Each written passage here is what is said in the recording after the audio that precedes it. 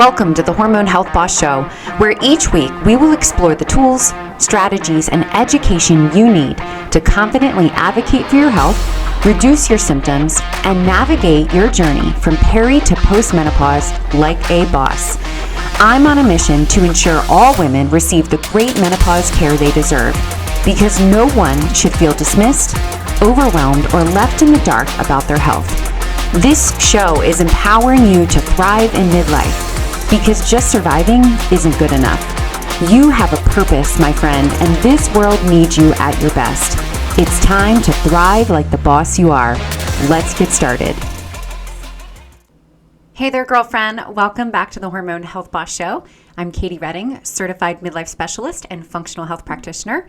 And we are here today talking about some of the barriers that may be getting in your way of moving forward in your menopause journey.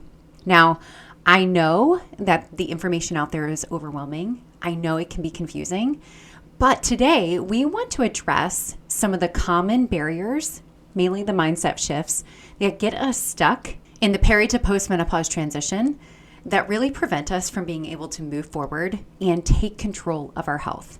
So we're going to dive deeper today into that. I hope you enjoy this episode and share it with a friend. So let's get started. All right, girlfriend, if we are going to move forward in our peri to postmenopause journey, it's going to be really important that we address some common misconceptions, myths, and barriers that get in the way of us being able to move forward, because these mindsets are what's holding us back. So I have a few that I'm going to go over today. I want to see if you can relate to some of these. First of all, my doctor has all of the answers. I think we've thoroughly covered this, but in case you missed it in a previous episode, the doctor that we typically go to for our hormone health is our GYN. And GYNs are trained to be surgeons, and they are trained in pills, potions, and surgery. And I don't say that to minimize what they do. They are amazing for what they do, but they are not trained in hormonal therapy. They are not trained in the menopause woman, okay? So in training, they get usually only an hour or two of lecture on what menopause is. So what we need to see is a shift in this training before we're going to be able to visit the doctors that we normally see, usually our GYN, to get the answers we need. So if it feels like you're kind of beating your head against the wall, every time you leave your doctor's office, you're still frustrated, you don't feel like you have the answers, that is common. But it goes back to this misconception that our doctor has all of the answers and that we should just blindly trust them. Listen, they have been very educated. You know, they go to school for 12 years, but they don't have all the answers. So it is important as women that we take responsibility for ourselves and learn about our hormone health and what to expect in peri and postmenopause and what we want our treatment to look like. Belief number 2 that often holds women back, it's a common misconception, is that if you just try a little bit harder, the symptoms will go away. Or if you just work harder at eating less, moving more, learning how to de-stress in your life, that magically your symptoms will go away. But typically, symptoms are only going to get worse as this process continues over time if you don't take early action. This isn't a matter of willpower. There is no amount of willpower that is going to make your body make these hormones that you are missing. And perimenopause is that period where our hormones are fluctuating and then declining. And in postmenopause, hormones are gone. So willpower, it doesn't matter how strong of willpower you have or maybe how strong you've been in the past. I know you try hard. I know you don't want to feel the way that you're feeling right now and that you have tried many, many things on your own to feel better and it's not working. So we need to get over this mindset that if we just try harder, things will get better. There is some level of responsibility that we all need to take with our health, but there comes a point where we're going to need some assistance. Belief number 3, just suck it up. One day it's going to be over. Right? This almost goes back to that last one that we talked about with try harder. Listen, we as women normalize our symptoms. Often when symptoms start, they start out low and slow, right? Typically, women are not waking up one day out of the blue in full-blown menopause with 100 symptoms. It starts out one little symptom at a time. And when that happens, we tend to learn how to cope or normalize or just really get used to that symptom. And it becomes a normal part of our life. So much so that we eventually stop recognizing that this is abnormal.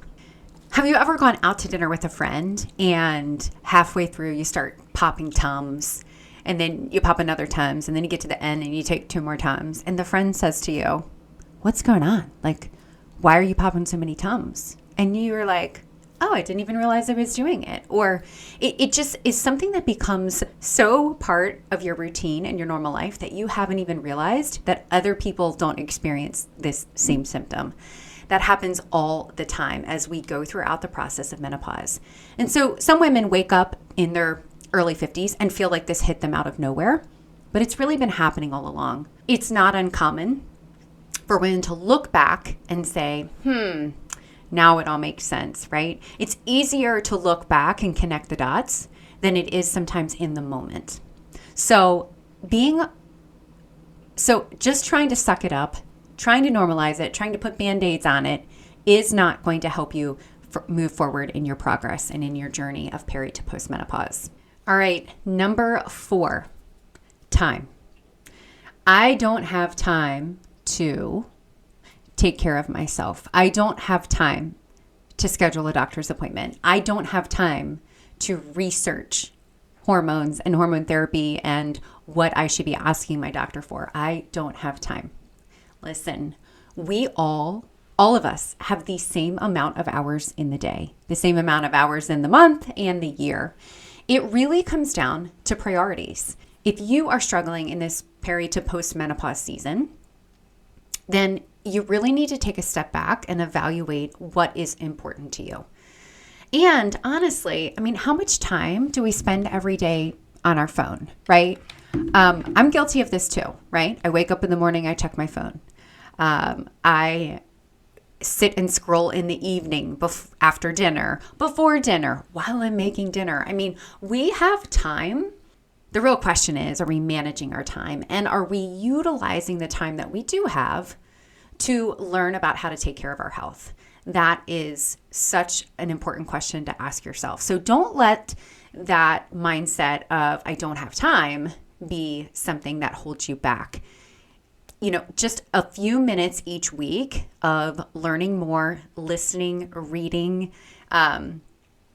interacting with community of other women who are going through the same thing as you, that is so important. So take the time for yourself because you deserve to feel better, but you first have to make it the priority in your life. No one is going to be able to do that for you. Number 5, guilt. Women are always feeling guilty about the time that they spend on their health. Listen, I know you have spent decades taking care of others. It started maybe with your partner or spouse, then it's your children, then they grow up and it's your grandchildren or it's your parents. There's always somebody that you're taking care of. And so many women struggle with taking care of their own needs. They've put them on the back burner so long that when it comes time to addressing their issues, they feel really guilty. If you have been that caregiver, then really take a moment to think about and reflect on what do you need to do for yourself so you can be an even better person. Because if you are struggling in this menopause transition with fatigue and brain fog and forgetfulness, and you're not addressing your issues, and you're not taking early action, that is only going to lead to disease, chronic disease, disability, which means you won't be able to continue serving the people that you love.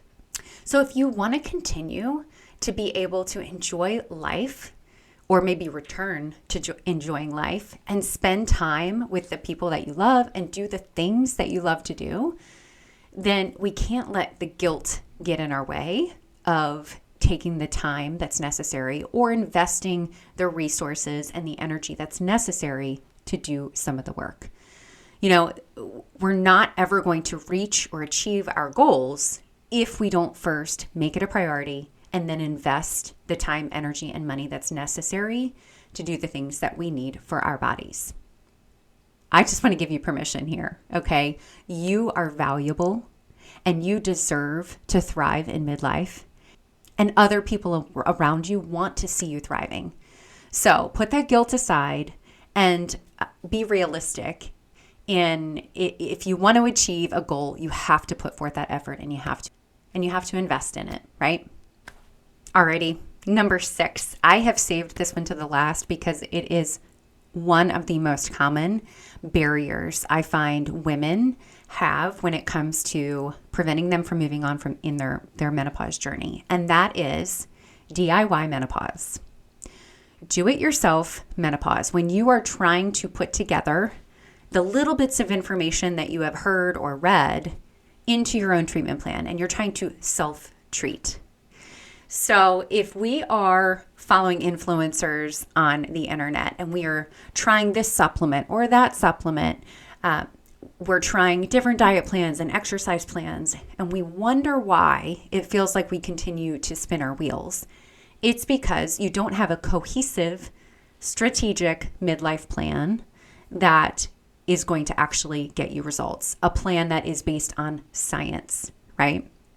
So there are a lot of books and podcasts and information out there, and it can really seem like this is something we can do on our own. But let me ask you, if you were going to learn how to play golf and you wanted to be in the PGA Tour, would you do it yourself? Would you just stand there and hit the ball a million times over and never have somebody come alongside you to guide you, to correct you in your swing, to show you the right way to do it, right? If your goal is the PGA Tour, you're certainly going to be hiring somebody. There is no way you're going to DIY it, right? The same thing with menopause. If you want to achieve optimization and if you want to thrive in midlife, then you need a guide. You need someone that can come alongside you, that knows what you don't know, and that knows what's up ahead, and knows how to connect you with the right resources, the right support, and the right referral sources to achieve the results that you desire. Doesn't that sound like a lot less heartache, a lot less pain and struggle if you have that guide?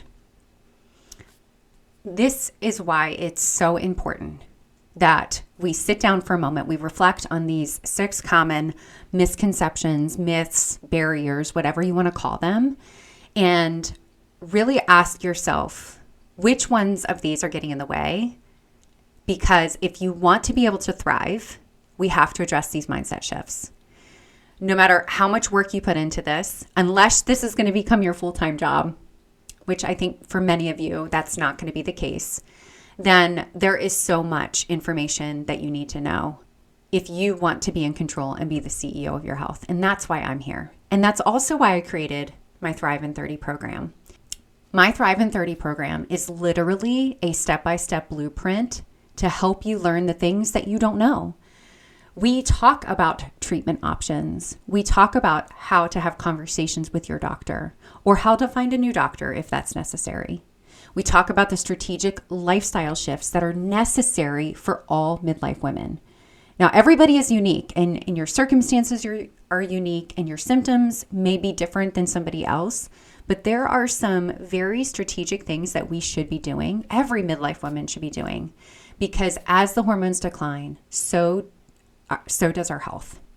And if we want to live with purpose and vitality and live a long, healthy life, we're talking about health span, not lifespan, then we need to take action. So if you haven't checked out the Thrive in 30 program yet, I really encourage you to do that. Enrollment closes on the 31st of January. So you want to make sure that you check it out now. I'm hosting a few Q&A sessions this week. You can pop onto them. I'm going to do that in the private Facebook group I have. So make sure to check the show notes. You can check out the Thrive in 30 page that gives you information about what the program is and what we're going to cover in that. This is your 30-day blueprint. So this is not a program that lasts forever. This is 30 days. I know you don't have a lot of time, and I know that this whole season is confusing and overwhelming. And while you're struggling with symptoms, you're also trying to figure out how to change your lifestyle. So I'm going to make it simple for you. I've created resources, tools, checklist guides that is going to make it a lot more practical for you to make the changes and actually see the results that you want. And when you walk away from this Thrive in 30 program, you're going to feel confident, in control, and ready to advocate for your best menopause care. So, girlfriend, let me ask you a question. Are you ready to thrive in 2025? I know that sounds cheesy, but are you ready? Because I am ready to see you thrive and flourish and feel amazing. And you know what? I want you to feel like your old self. I know there are days that you wake up and you just say, I don't feel like myself anymore. Let's get you back to feeling like your old self. Actually, let's get you back to feeling better than your old self, because we got things to do, right? We got things to do, people to see, adventures to have, and we need to feel good to be able to enjoy them. Check out the link in the show notes, grab a girlfriend, and let's thrive in 2025. Keep thriving like the boss you are, and I'll see you next week.